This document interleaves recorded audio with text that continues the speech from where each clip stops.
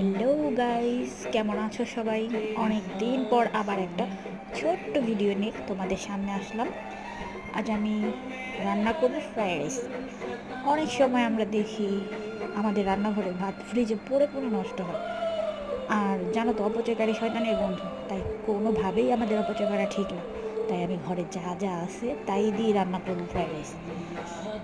আর এই রান্নাতে আমি ইউজ করেছি রসুন, পেঁয়াজ, কাঁচামরিচ, গাজর, আলু, ডিম, টমেটো সস আর ম্যাগি মশলা, স্বাদ মতো লবণ আর ধনে পাতা কুচি।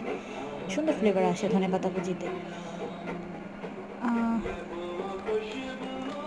তার সাথে আমি নিয়ে নিয়েছি ফ্রিজে রাখা কিছু ভাত ভাত নিয়ে নিয়েছি কিছু ফ্রিজে রাখা, আর তার সাথে আমার কাছে পোলাও ছিল এক বাটি। আমি সেটাও এখানে অ্যাড করে দেবো। দেখেন, আমি এখানে অ্যাড করে দেবো। অ্যাড করে পোলাওটা দেওয়াতে মানে একটু ফ্লেভারটা একটু অন্যরকম আসছে, ভালো লাগছে ফ্লেভারটা। আমি রান্না করতেছি, বেশ মজা করে রান্না করি। আমার যেটা খাইতে ভালো লাগে সেটা আমার রান্না করতে ভালো লাগে। দেখেন, ভালোভাবে মিশিয়ে নেব। স্বাদ মতো লবণটা চেক করে নেবেন।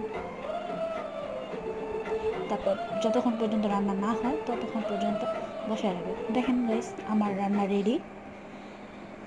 রান্নাটা দেখে বলেন তো কেমন হয়েছে। আমি এখন খাবো, খাওয়ার পালা। খেয়ে দেখি।